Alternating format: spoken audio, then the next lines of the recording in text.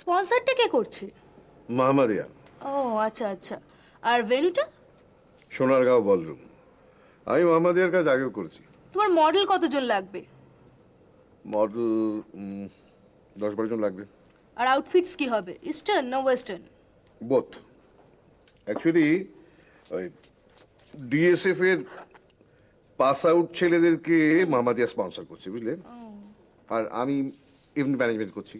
হ্যাঁ, নতুন ছেলেমেয়েরা এখন সব দারুণ কাজ করছে। কি ভালো ডিজাইন করে ওরা। ফ্যাশনের কনসেপ্টটাকে তো পুরোপুরি বদলে দিয়েছে।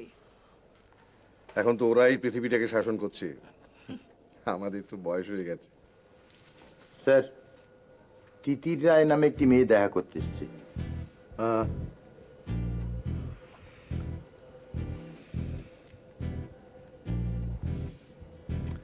ওকে পাঠিয়ে দাও। ওকে। নতুন মেয়ে নাকি? আমার ছেলের বন্ধু। ও আচ্ছা। তা তোমার মেল মডেল কতজন লাগছে? মেল মডেল জনা 5। আর থিম নিয়ে কিছু ভেবেছো? হ্যাঁ, ওরা আসলে সিল্কের উপর প্রিন্ট করে, বুঝলে? আচ্ছা। ওদের আইডিয়াটা হলো খাজুরাহো, কোনারক, যে স্কাল্পচার গুলো ওগুলোকেই শাড়িতে আর ছেলেদের শার্টে ছাপা। ওয়াও, সেটা তো খুবই ভালো। তা ডিজাইনটা কে করছে? ডিজাইন করছে যে বললাম, ডেইলি স্কুল অফ ফ্যাশন। এই ফ্যাশনের পাস আউট ছেলেরাই এগুলো সব করেছে। ও আসবো আঙ্কেল? হ্যাঁ, এসো এসো। আমি কিন্তু একদম ঠিক সময় চলে এসেছি। হ্যাঁ, একেবারে ডট 7টায়। ঠিক আছে, তোমরা দুজন বরং কথা বলো, আমি বরং আজকে উঠি। ঠিক Okay. আছে? আর তুমি আমাকে ডেটটা কনফার্ম করছো তাহলে? হ্যাঁ, করছি। ঠিক আছে। ও শোনো, আমাদের না 28 তারিখে একটা ফ্যাশন শো করছি ওই সিটি ক্লাবে। ভীষণ প্রেস্টিজিয়াস ফ্যাশন শো কিন্তু এটা। রুস্তমজি বাবা নিজে আসছেন ওপেন করতে। তাই? হ্যাঁ। রুস্তমজি বাবা? তবে উনি ওই বিকেলে ফ্লাইটে আসবেন, এসে ওপেন করে চলে যাবেন। কিন্তু তুমি কিন্তু নিশ্চয়ই আসবে। আমি পরে এসে তোমাকে ফর্মালি ইনভিটেশন কার্ড সব দিয়ে যাব। ঠিক আছে। ঠিক আছে? ওকে। না না, ঠিক আছে বলবে না, তুমি ডায়েরিতে লেখো আগে। আমি জানি তুমি সব পরে ভুলে যাবে। না না, ভুলবো না। দেখো, I will be there in time. Okay, bye. এক মিনিট আঙ্কেল, আমার সাথে আলাপ করালে না? ও হ্যাঁ হ্যাঁ হ্যাঁ, নিশ্চয়ই নিশ্চয়ই। ও, চুমকি। চুমকি ও তিতির রায় আমার আচ্ছা। ছেলের বন্ধু। ওর বাবার নাম তুমি শুনে থাকবে, বিখ্যাত ডাক্তার নক্ষত্র রায়। আই এম সরি তিতির। আসলে কি জানো, আজকালকার ছেলে মেয়েরা বাপের পরিচয়ে পরিচিত হতে চায় না। I am sorry again. তো তুমি কি করছো, পড়াশোনা? হ্যাঁ। আমি চুমকি, মডেল কোঅর্ডিনেটর। আর একসময় আমি নিজেও মডেলিং করতাম। হ্যাঁ, আমার তাই মনে হচ্ছিল, মানে সেই জন্য চেনা চেনা লাগছিল। তোমাকে দেখেছি না? হ্যাঁ, নিশ্চয়ই দেখেছো। নিউজ পেপার দেখেছো, টেলিভিশন স্ক্রিনে দেখেছো। আরে প্রচুর বিজ্ঞাপনেও মডেল। তবে এখনো মডেলিং করে না, এখনো মডেল কোঅর্ডিনেট করে। শোনো, তোমাকে বলছি, আমাদের 28 তারিখে একটা ফ্যাশন শো আছে সিটি ক্লাবে। তো তোমার ইনভিটেশন কার্ডটা বরং রাঘবদের কাছে রেখে যাবো। হ্যাঁ, ঠিক আছে। Okay, bye. Okay, good night. Bye, good night. বসো। হ্যাঁ? বসো।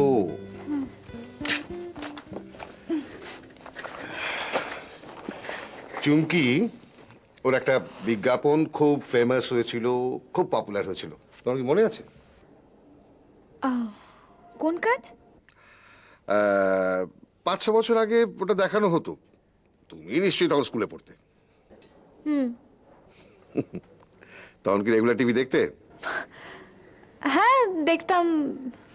একটা ক্রিম, বুঝলে, সানগার্ড ক্রিম, ওই রোদের হাত থেকে বাঁচার ক্রিম। চুমকি সেই ক্রিমটা মেখে স্কর্চিং সানে বাইরে বেরিয়ে এসছে। আর অমনি আকাশের এই গনগনে জ্বলন্ত আগুনের গোলার মতো সূর্যটা, সানটা হঠাৎ মুন হয়ে গেল। একেবারে ফুল মুন, পূর্ণিমার গোল চাঁদ। আচ্ছা আচ্ছা, ওইটা না? হ্যাঁ আঙ্কেল, ওটা দেখে না আমরা ভীষণ হাসতাম। আমি তো মার কাছে আবদার করেই বসলাম যে ওই ক্রিমটাই আমার চাই। বাপির ভীষণ আপত্তি ছিল। বাপি বলতো যে ওই সব ক্রিমগুলো নাকি স্কিনকে ড্যামেজ করে দেয়।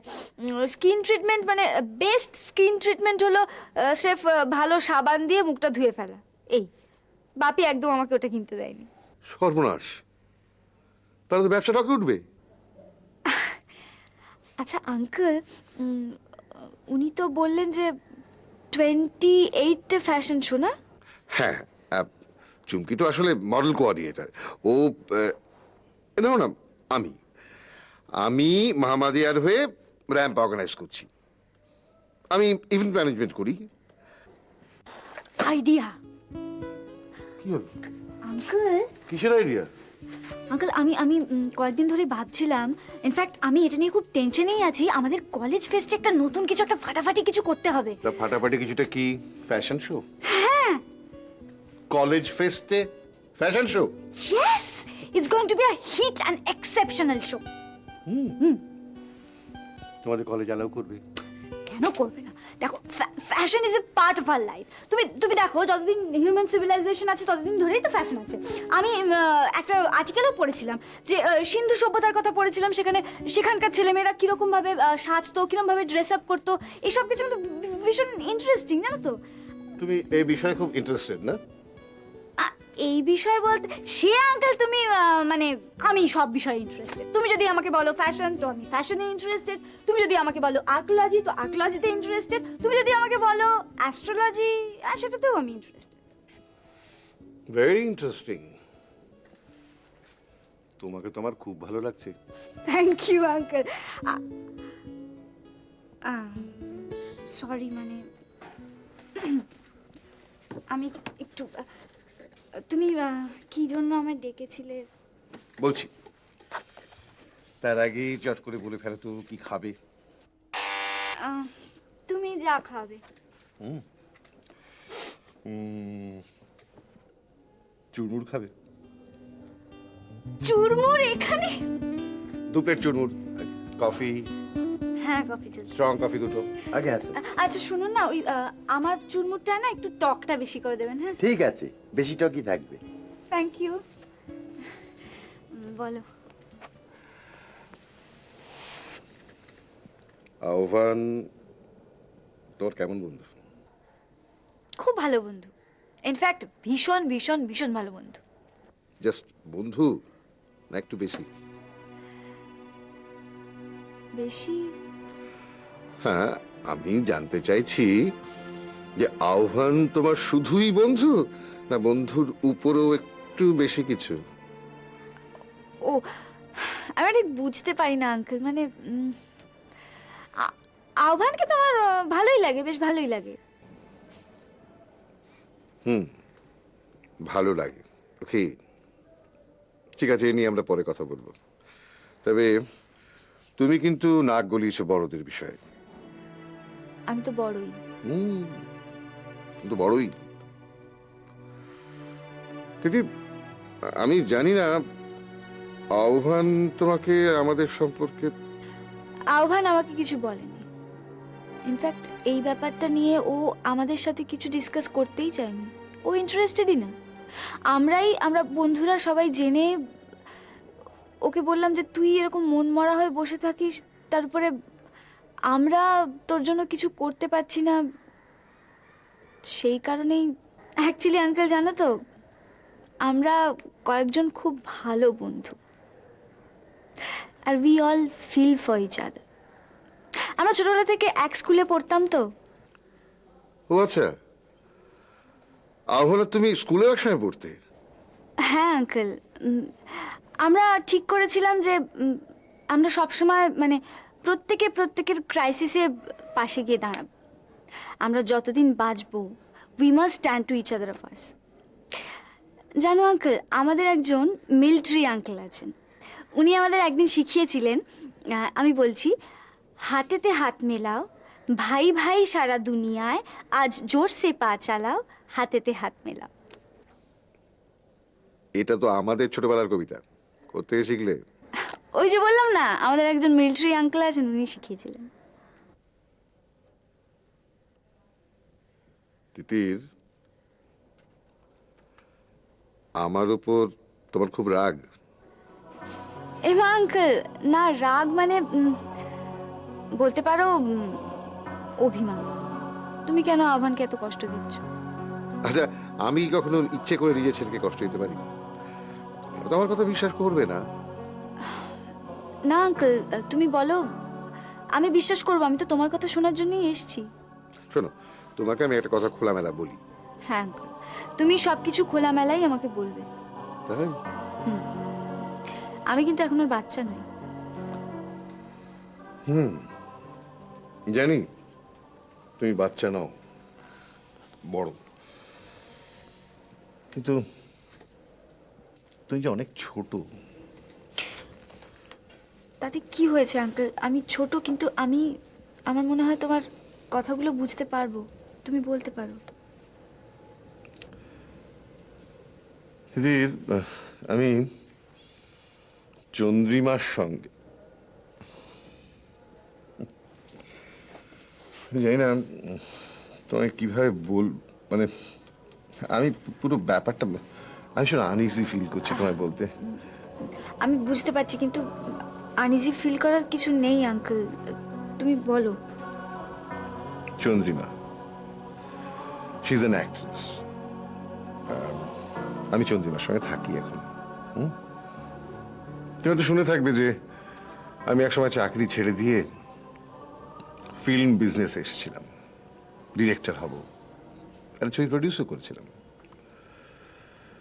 সেই ছবির নায়িকা ছিল চন্দ্রিমা। ছবিটা ফ্লপ করেছিল, কিন্তু ওই ছবির কাজ চলতে চলতে চন্দ্রিমার সঙ্গে আমার মানসিক দূরত্বটা কমে যায়, আমরা মানসিকভাবে খুব কাছাকাছি চলে আসি। তুমি তো বুঝতে পারবে। দেখো, মনটাকে তো আর ডিনাই করা যায় না, যায় কি? তারপর নন্দিতা ব্যাপারটা মেনে নিতে পারলো না। নন্দিতা মানে আমার স্ত্রী। হ্যাঁ, আমি বুঝতে পেরেছি। আন্টির কথা বলছেন। ও আমাকে ভুল বুঝলো। আমি কিন্তু ওকে বলেছিলাম যে দেখো, আমি চেষ্টা করছি নিজের মনটাকে কন্ট্রোল করতে, শান্ত করতে। আমি আমার না মানে আমি আমি মানে কিছুতেই না, মানে তুমি এতটাই জুনিয়র যে তোমাকে। আঙ্কেল প্লিজ, এত কিন্তু কিন্তু করার কিছু নেই। আমি বুঝতে পারছি তোমার কথা। তুমি বলো। দেখো, চন্দ্রিমাকে ভালোবাসার পর আমি তো নন্দিতার কাছে গিয়ে অনায়াসেই মিথ্যে অভিনয় করতে পারতাম। আমি কিন্তু সেটা করিনি। আমি অকপটে সব কথা স্বীকার করেছি। আমি নন্দিতাকে বলেছি যে দেখো, এক সময় আমাদের মধ্যে ভালোবাসা ছিল, কিন্তু আছে, ভালোবাসাটা মরে গেছে। তবুও সামাজিক নিয়মে আমরা বিবাহিত স্বামী স্ত্রী। আমি এই বন্ধনটাকে অস্বীকার করছি না, কিন্তু এখন আমার জীবনে চন্দ্রিমা এসছে। আমি ওকে ভালোবাসি।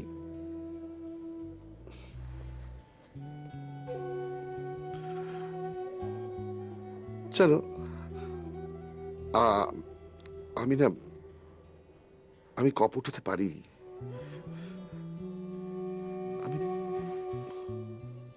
আমি পারি না মিথ্যে অভিনয় করতে, আর পারি না বলেই বোধ হয় এতটা কষ্ট পাই। আচ্ছা, তুমি বলো, মানুষের জীবনে কি সবকিছু চিরস্থায়ী হয়? অবশ্যই প্রত্যেকের জীবনে ভালোবাসা আসেই। ভালোবাসা পূর্ণতা পায়,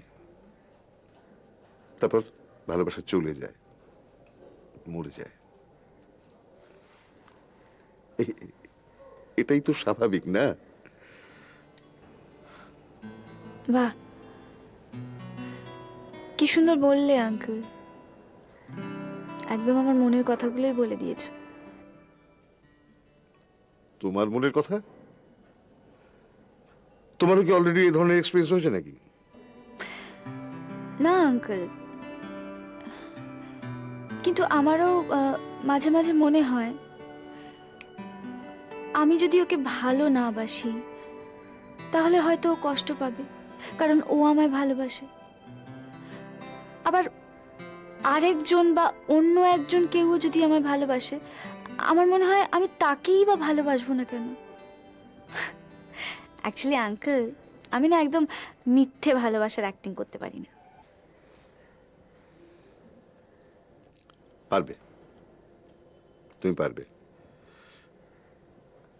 তিতির, তুমি বুঝতে পারবে আমার বেদনা, আমার কষ্ট, আমার যন্ত্রণা।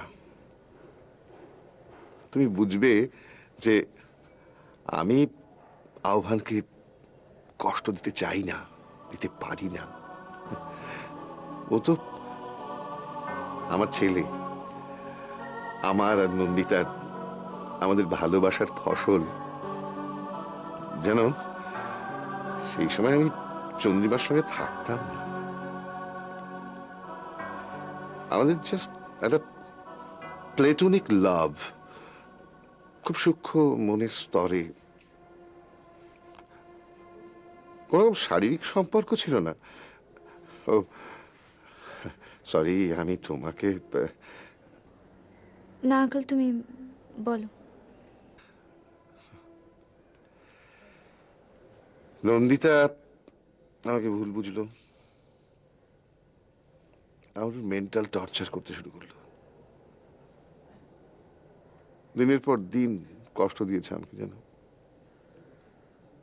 আর এই ছোট্ট ছেলেটা, আমার আর চন্দ্রিমার যখন সম্পর্ক হয় তখন ওর কত বয়স? হার্ডলি 5। তুমি ভাবো, নন্দিতা তখন ওকে বোঝাতো যে আমি নাকি ওর মাকে খুন করতে চাই। Just think of it, mother. News পেপারে বেরোয় না, হাজব্যান্ড প্রফেশনাল কিলার দিয়ে তার স্ত্রীকে খুন করিয়েছে, মার্ডার করিয়েছে। সবগুলোকে পড়াতো নন্দিতা, জানো। তুমি ভাবো, ওই ছোট আহ্বানের মনের অবস্থাটা একবার ভেবে দেখো। আহ্বান তো আমাকে সে সময় নৃশংস জানোয়ার ভাবতো। একদিন একটা চীনামাটির ফুলদানি আমার মাথায় ছুঁড়ে মেরে দিল। মাথা কেটে গিয়ে গল গল করে রক্ত পড়তে লাগলো। আমি প্রায় সেন্সলেস হয়ে গেলাম। নন্দিতা কি করলো জানো? আমাকে ওই অবস্থায় ফেলে রেখে ছেলেকে নিয়ে চলে গেল ওই এখন যে ফ্ল্যাটে থাকে, সেই ফ্ল্যাটে। তুমি যদি আমার কথা বিশ্বাস না করো, পরে ক্রস ভেরিফিকেশন করে দেখে নিতে পারো।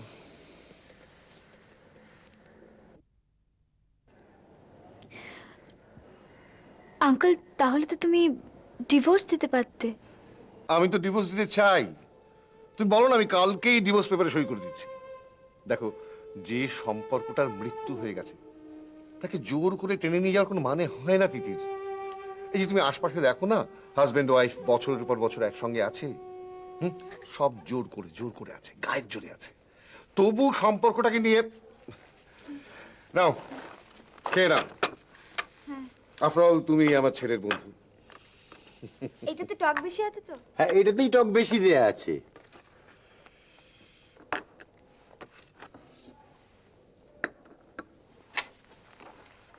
আর আমি তোমার আঙ্কেল, তবে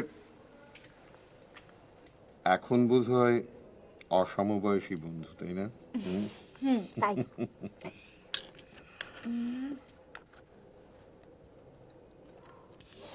আঙ্কেল দারুণ মেখেছে। আমারটাতে অবশ্য টক একটু বেশি, তুমি খেয়ে দেখো। আচ্ছা, তাহলে তো খেতেই হচ্ছে। বাহ, রাখ না, দাঁড়া না, দেখতে দে না। ভাল লাগে এই বোকা বোকা সিরিয়ালগুলো দেখতে। ওফো, আচ্ছা ঠিক আছে, দেখ। কিন্তু হ্যাঁ, তুই এটা বলছিলি, শোন, এই ব্যাপারটায় তোরা কি করবি, কি করতে পারিস আর কি। শোন, এখন যদি আমরা ওখান থেকে সরে আসি না, আহ্বানের সুইসাইড করা ছাড়া আর কোনো উপায় নেই, সেটা কি জানিস? কিন্তু এখানে তোর কি করার আছে, মানে আই মিন তোদের কি করার আছে? ওর মা মানে আহ্বানের মা আর কি অলরেডি তো ফাঁস গেয়া না ফাঁসি কে ফান্দে পে। তাই বলি কি আমরা বসে বসে দেখবো, কিচ্ছু করবো না? তোরা একটা কাজ কিন্তু করতে পারিস, বব আঙ্কেলকে বলতে পারিস। Right, Bob uncle. উনি তো এখন হাইকোর্টে প্র্যাকটিস করছে না? দেখ, আমরা তো আইন সম্পর্কে কিছুই জানি না। বব আঙ্কেলকে বললে বব আঙ্কেল কিন্তু আমাদের কিছু অ্যাডভাইস দিলেও দিতে পারে। কিন্তু আমার মনে হয় বব আঙ্কেলকে বলার আগে একবার তুই মায়ের সাথে কথা বলে দেখ, মা কি বলে। আমি ভাবছি, আমরা এতগুলো বন্ধু থাকতে পুলিশ এসে আহ্বানের মাকে অ্যারেস্ট করে নিয়ে যাবে, সেটা কি ঠিক? আর আমরা বসে বসে দেখবো? लेकिन यार तुम लोगों को कुछ करने का मौका आएगा तब करोगे ना। ভাবছি একবার মাকে বলবো। আমাদের মা তো ভীষণ বোর, তাই না? তা না হলে দেখ আমাদের দুটো বোনকে নিয়ে এতগুলো বছর কাটিয়ে দিল। সেজো মামা যখন বলল সব কিছু মিটমাট করে নিতে, তখন কিন্তু করেনি। সেটাও যেমন ঠিক এটাও ঠিক দিদি ভাই।